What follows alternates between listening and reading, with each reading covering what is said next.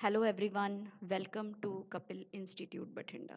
सो guys, कैसे हैं आप लोग? आई होप बढ़िया ही होंगे। चलिए, डेट है हमारी 12 अगस्त 2023 और शुरू करते हैं आज के करंट अफेयर्स। देखते हैं सबसे पहला क्वेश्चन क्या है हमारे पास। सबसे पहला क्वेश्चन है, थर्ड और फाइनल मीटिंग जो है G20 anti corruption working group की होनी है, यानी कि करप्शन के खिलाफ। ऐसा क्वेश्चन देखो हम बेटा पहले भी डिस्कस कर चुके हैं, ठीक है। उस समय हम अपनी फर्स्ट और सेकंड मीटिंग्स के रिलेटेड हमने ये क्वेश्चन डिस्कस किया हुआ है अपनी करंट अफेयर की वीडियो में। आज हम आखिरी और थर्ड मीटिंग के बारे में डिस्कस करने जा रहे हैं, ठीक है। सवाल ये पूछा गया है कि ये मीटिंग कहाँ पर हुई है। तो ये मीटिंग जो है कलकत्ता के अंदर हुई है, कोलकाता के अंदर। आज का कोलकाता, पुराने ज़माने का कलकत्ता, ठीक है।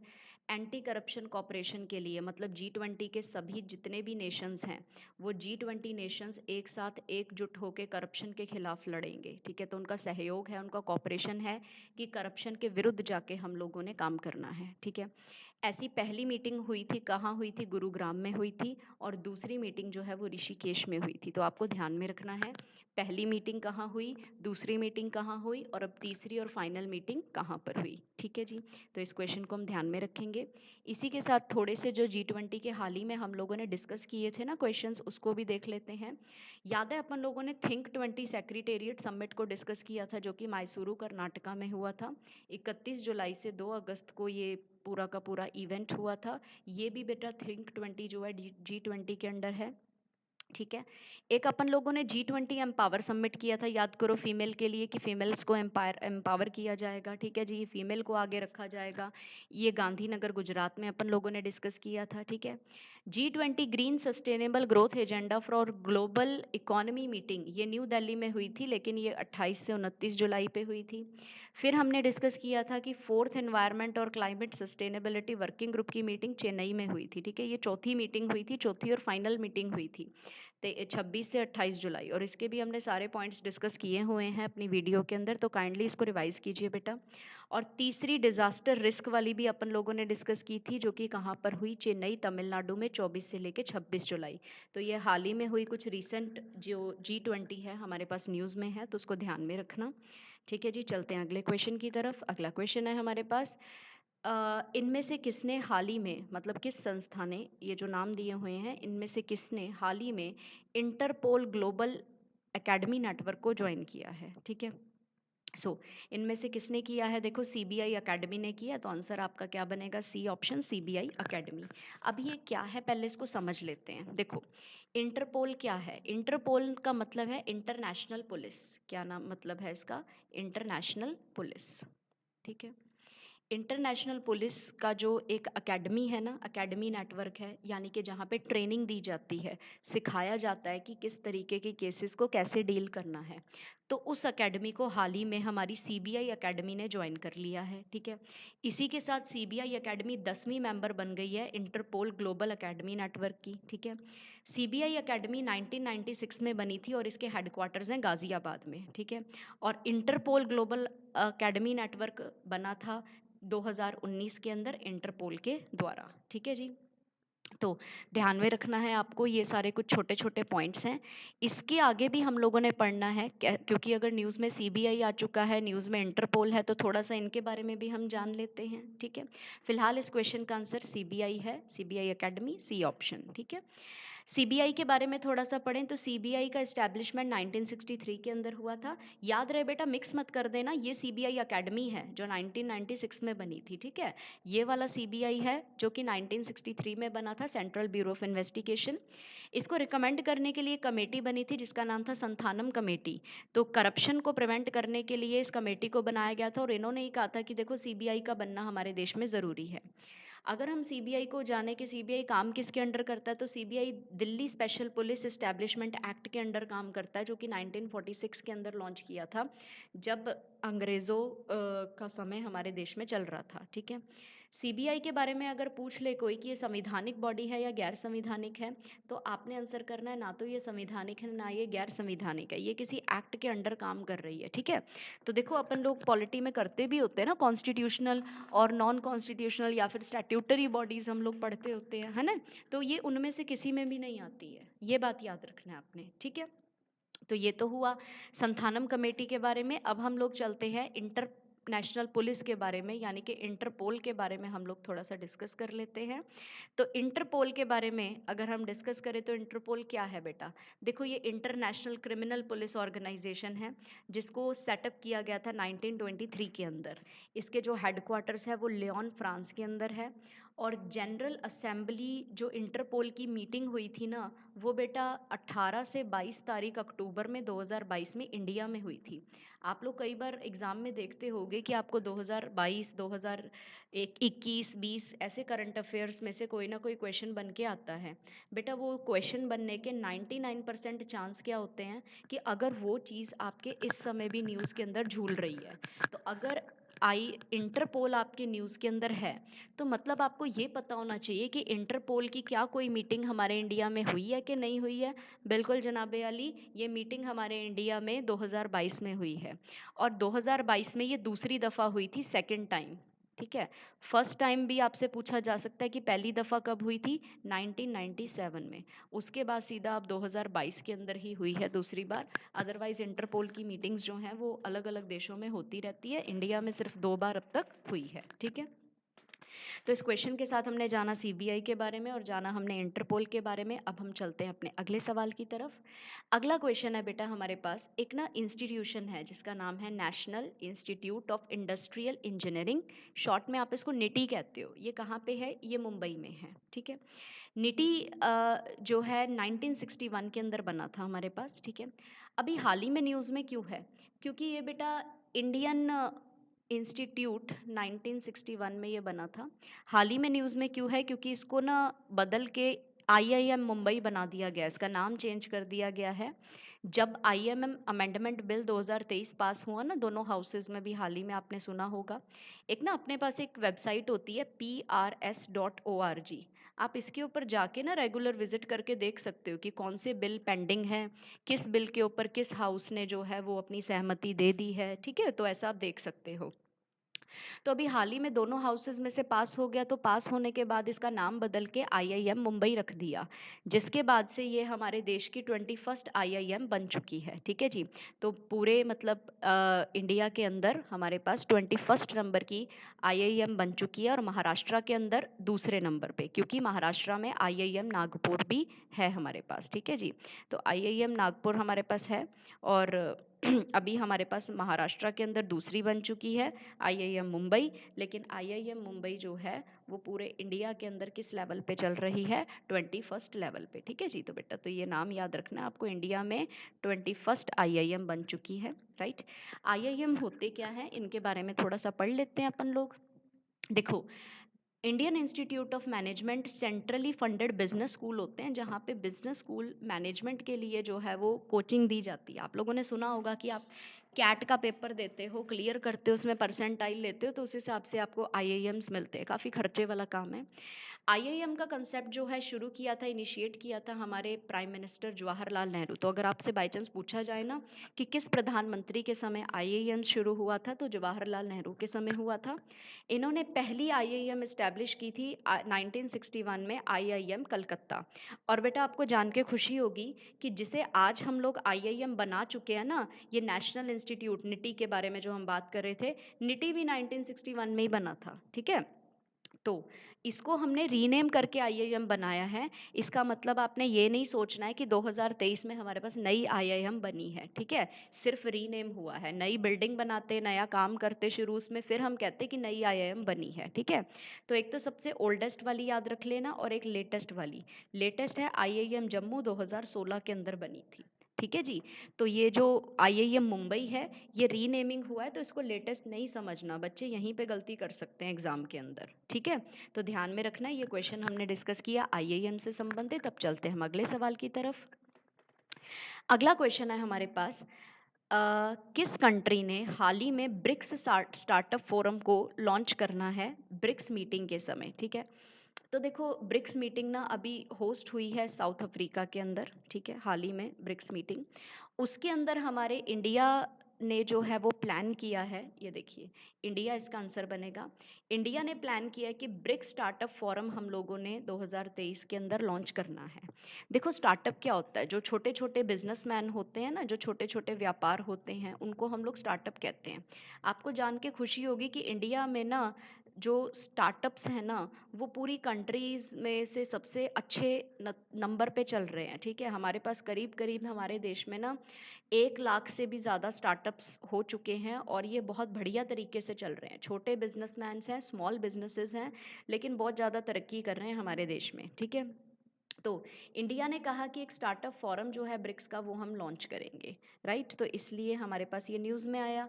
अगर ये न्यूज़ में आया तो देखो ब्रिक्स अपने को पता होना चाहिए ना कि ब्रिक्स क्या है। देखो ये जो ऑप्शंस लिखे हुए हैं ना, ये ऑप्शन सारी ही आपकी ब्रिक्स नेशंस हैं। ठीक है, बी का मतलब होता है ब्राज़ील, यहाँ पे लिखा हुआ है।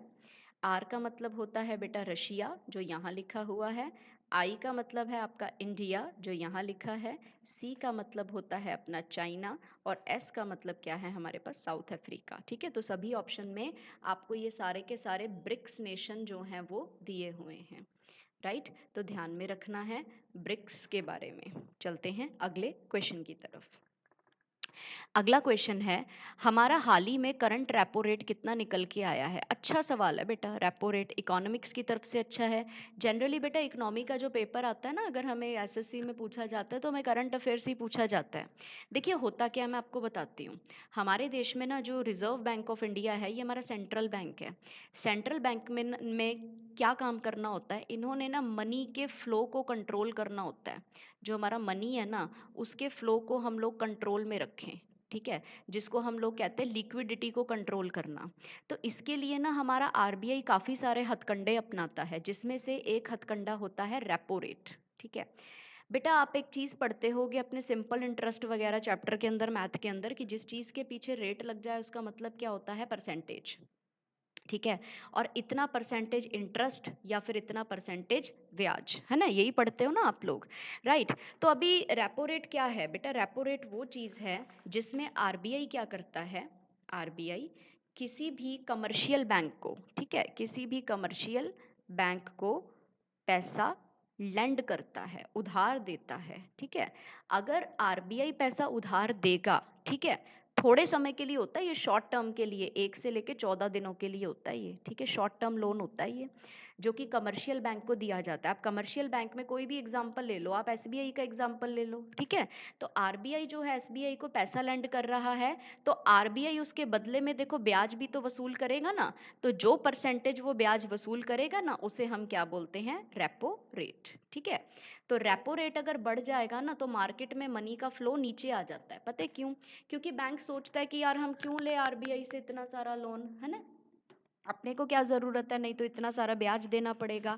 अगर रेपो रेट आपका घट जाता है तो मार्केट में मनी का फ्लो बढ़ जाता है, एसबीआई करेगा या फिर बाकी बैंक करेंगे कि चलो चलो यार अभी तो रेपो रेट कम है, आरबीआई से फटाफट से उधार ले लेते हैं। ठीक है, तो आरबीआई जो है जिस रेट के ऊपर लेंड करता है ना किसी भी कमर्शियल बैंक को पैसा, उसको हम क्या कहते हैं, रेपो रेट बोलते हैं। ठीक है, तो ये रेपो रेट जो है ना, अपनी बाई मंथली पॉलिसी, हर 2 महीने में देखो अपनी जो है पॉलिसीज, मॉनेटरी पॉलिसीज डिस्कस होती हैं, उनकी मीटिंग्स होती हैं। ठीक है, तो मॉनेटरी पॉलिसी कमेटी कमेटी जो है आरबीआई की, वो मीटिंग करता है, और इस बार उन्होंने अपनी बाई मंथली तीसरी बार जो है वो डिक्लेयर किया है कि आने वाले फिस्कल ईयर के लिए हमारा रेपो रेट क्या है। तो देखिए बेटा, रेपो रेट जो है ना किस पे फिक्स किया गया है, 6.5 पे। तो आंसर क्या बनेगा आपका, सी ऑप्शन, 6.5।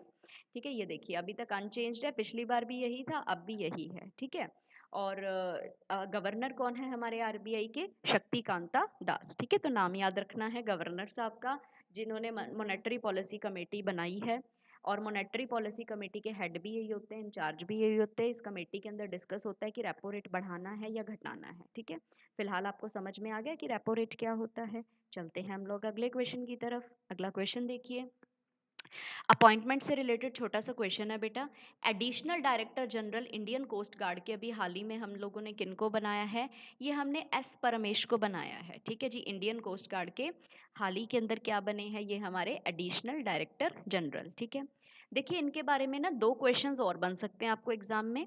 इनको प्रेसिडेंट के द्वारा ना तटरक्षक मेडल भी मिल चुका है और इनको director general of coast guard commendation prize भी 2012 के अंदर मिल चुका है। ठीक है जी, तो इनको ये 2 अवार्ड्स के लिए भी न्यूज़ के अंदर आप जाना जा सकता है। तटरक्षक मेडल भी इनको मिला है। ठीक है, तो आंसर क्या बनेगा हमारे पास? S Paramesh, D option, right.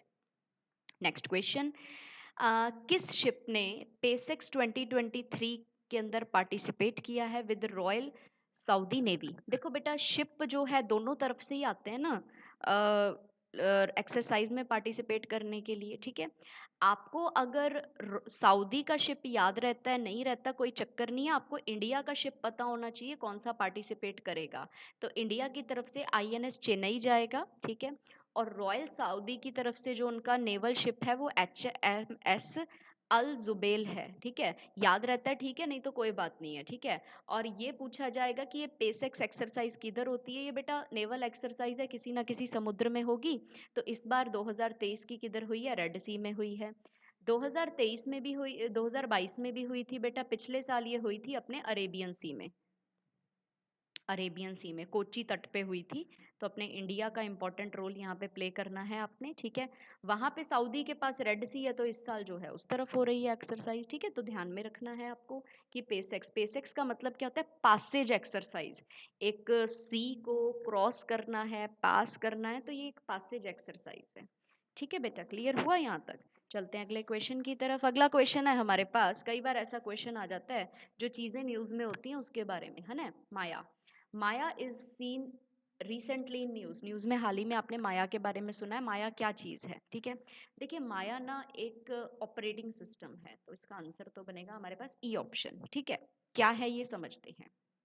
देखो हुआ क्या है, हाल ही में आप लोग सुन रहे होगे ना कि अपने पास बहुत सारे मालवेयर अटैक्स हो रहे हैं, साइबर अटैक्स हो रहे हैं। ठीक है, रैंसमवेयर अटैक्स हो रहे हैं। तो इसमें क्या होता है कि कोई भी पर्सन आपके कंप्यूटर को हैक कर लेता है और उसके बाद आपसे फिरौती मांगता है, पैसे मांगता है कि आप अपने कंप्यूटर के एक्सेस अगर वापस चाहते हो तो आपको इतना इतना पेमेंट करना पड़ेगा। ठीक है, तो अभी डिफेंस मिनिस्ट्री ने क्या सोचा है कि उनका जो माइक्रोसॉफ्ट ऑपरेटिंग सिस्टम है ना, एमओएस, जो कि बिल गेट्स ने बनाया है, माइक्रोसॉफ्ट कंपनी का है, उसको रिप्लेस कर दिया जाएगा in all computers connected to internet with new operating system. एक नया ऑपरेटिंग सिस्टम आएगा जिसको जो कि ओपन सोर्स अबंतु के ऊपर बेस्ड है। ठीक है, अबंतु ऑपरेटिंग सिस्टम हो गया, लिनक्स ऑपरेटिंग सिस्टम हो गया, यूनिक्स हो गया। बेटा ये ओपन सोर्स है, मतलब क्या होता है कि आप इनको फ्री में नेट से डाउनलोड कर सकते हो, जबकि माइक्रोसॉफ्ट विंडोज वगैरह ऑपरेटिंग सिस्टम बेटा आपको खरीदने पड़ते हैं, है ना।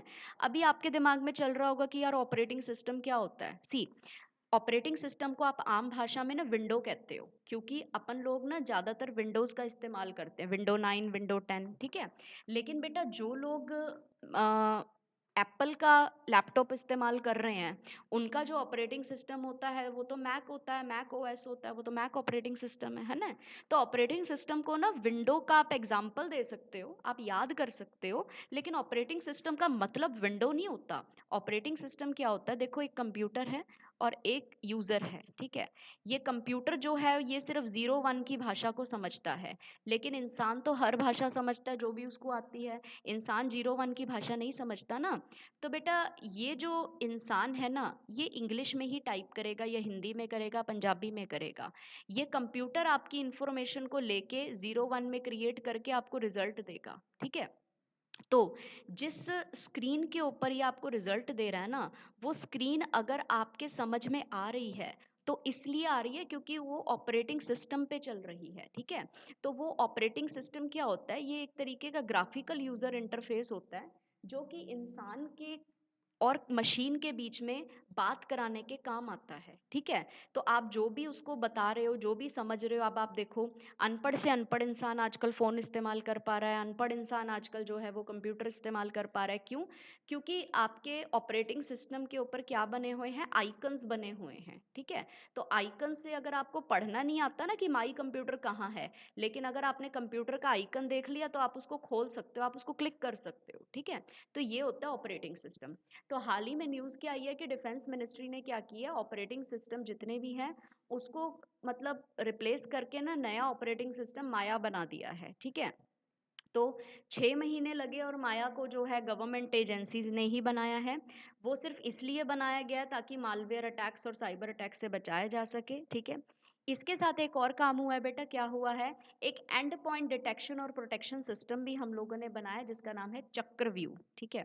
तो चक्रव्यूह को भी इसके ऊपर इंस्टॉल किया जाएगा। चक्रव्यूह का मतलब समझते हो, अभिमन्यु फंसा था ना चक्रव्यूह में, चक्रव्यूह से बाहर निकलना बहुत ज्यादा मुश्किल होता है, घुसना तो आसान होता है। कि ऐसा बंदा जो हमारे सिस्टम को हैक करने की कोशिश कर रहा है, वो हमारे कंप्यूटर में बाय चांस घुस गया है, तो अब उसको बाहर निकलने का मौका नहीं मिलेगा। अब वो जो है पकड़ में ही आएगा, पुलिस सीधा जाके उसको पकड़ेगी ही। तो ये डिटेक्शन और प्रोटेक्शन सिस्टम रखा है जिसका नाम रखा है अपन लोगों ने चक्रव्यूह, ठीक है। क्लियर हुआ? चलते हैं अगले सवाल की तरफ। अगला क्वेश्चन है हमारे पास, बहुत बेसिक सा क्वेश्चन है बेटा। आप सब जानते हैं कि world athletics championship Budapest Hungary में होने वाली है। हमारे इंडिया की तरफ से 28 मेंबर जाएंगे। क्वेश्चन है कि इन 28 मेंबर्स को लीड कौन करेगा, और लीड करेंगे नीरज चोपड़ा। हम लोगों ने बेटा कल की क्लास में डिस्कस किया था कि नीरज चोपड़ा के लिए हम लोग जैवलिन थ्रो डे सेलिब्रेट करते हैं, ठीक है। तो जैवलिन थ्रो डे हम लोग मनाते हैं, हमने कल के वीडियो के अंदर डिस्कस किया था। तो जो पॉइंट्स आप नीरज चोपड़ा के बारे में यहाँ पे देख रहे हो ना, वही पॉइंट्स आपने कल भी देखे हैं, ठीक है जी। तो इसको थोड़ा सा ना ध्यान में रखना है, ठीक है। चलते हैं अगले सवाल की तरफ। अगला सवाल है वर्ल्ड लायन डे। अभी देखो टाइगर डे सुना होगा आप लोगों ने, है ना। अपन लोगों ने देखो राइनोसेरस के लिए भी अपन लोगों ने कल एक सवाल किया था कि राइनोस को जो है वो अपने उनके कंजर्वेशन के लिए काम हो रहा है ना। लायन डे भी मनाते हैं बेटा अपन लोग। कब मनाते हैं? 10 अगस्त को मनाते हैं, ठीक है। लायन डे को सेलिब्रेट कौन करता है बेटा? पहली बार इसको 2013 में सेलिब्रेट किया गया था। और international union for conservation of nature है ना, आईयूसीएन इसको सेलिब्रेट करती है, ठीक है। और आईयूसीएन कहती है कि एशियाटिक लाइन काफ़ी एंडेंजर्ड है, खतरे की घंटी है, खतरे में पहुंचा हुआ है, ये खत्म हो जाएगा बेचारा, तो इसको बचाइए, ठीक है, कंजर्व कीजिए इसको, ठीक है। तो 10 अगस्त को हम लाइन डे मनाते हैं। इसी के साथ एक छोटा सा पॉइंट बेटा, हमारे इंडिया में सिर्फ गुजरात ही एकमात्र ऐसी स्टेट है जहाँ पे आप अपने नेचुरल हैबिटेट के अंदर लायंस को देखेंगे। ऐसा सिर्फ एक दूसरी कंट्री अफ्रीका के अंदर ही होता है, ठीक है जी। तो अफ्रीका के अलावा इंडिया में एकमात्र स्टेट है गुजरात, जहाँ पे आप शेरों को उनके नेचुरल हैबिटेट में देखोगे। किसी जू या नेशनल पार्क की बजाय वो खुद के जंगल के अंदर भी, हैबिटेट के अंदर भी बैठे होते हैं, ठीक है। लेकिन हमारे इंडिया में इतने कम हैं कि हम लोग जू और नेशनल पार्क्स में रखते हैं। ऑल ओवर कंट्री, सभी कंट्रीज में इतने कम है कि वो लोग जू या नेशनल पार्क में रखते हैं ताकि उनको बचाया जा सके, नेचुरल हैबिटेट में मर ना जाएं। लेकिन हमारे गुजरात के पास तो कम से कम इतने हैं कि वो नेचुरल हैबिटेट में उनको रख लेते हैं, ठीक है जी। ये हुआ क्वेश्चन। एक और सवाल है आज का हमारे पास, बायोफ्यूल डे को हम कब मनाते हैं? देखिए, बायोफ्यूल पहले तो होता क्या है, अगर आप किसी भी तरीके के बायो वेस्ट से कोई फ्यूल बनाते हो ना, बायो वेस्ट क्या होता है, सब्जियों के छिलके बायो वेस्ट है, ठीक है, फलों के छिलके बायो वेस्ट है, खेतों में से जो आपकी पराली निकलती है या स्ट्रॉ निकलता है, ठीक है जी, वो सारे क्या होते हैं, हमारे बायो वेस्ट हैं, ठीक है। पीनट ऑयल हो गया, अपने आप में बायो वेस्ट है, ठीक है। तो इनकी हेल्प से अगर आप कोई फ्यूल बना रहे हो ना बेटा, तो वो बायोफ्यूल्स होते हैं। तो विश्व में हम लोग बायोफ्यूल दिन को मनाते हैं, 10 अगस्त को सेलिब्रेट करते हैं। क्यों? क्योंकि 1893 के अंदर एक जर्मन इन्वेंटर थे जिनका नाम था रोडोल्फ डीजल, नाम सुना होगा आप लोगों ने इनका, क्योंकि इन्होंने डीजल इंजन बनाया। आज हम डीजल डलवाते हैं अपनी गाड़ी में, डीजल इंजन होते हैं। डीजल इंजन की शुरुआत ही इन्होंने की थी, ये इन्वेंटर थे। तो इन्होंने पीनट ऑयल को इस्तेमाल किया था अपने डीजल इंजन को चलाने के लिए। और पीनट क्या है? पीनट यानी कि मूंगफली। मूंगफली क्या है? ऑर्गेनिक वेस्ट है, बायो वेस्ट है। तो उस बायो वेस्ट से इन्होंने क्या किया? फ्यूल क्रिएट किया, ठीक है जी। तो ये थे हमारे आज के सवाल। मिलते हैं आप लोगों से अगली क्लास में, सेम टाइम सेम जगह। बेटा बहुत इंपॉर्टेंट क्वेश्चंस क्लास में डिस्कस हो रहे हैं, तो काइंडली इनको अच्छी तरह से पढ़ लिया कीजिए, ठीक है जी। So till then have a nice day, take care, bye bye guys.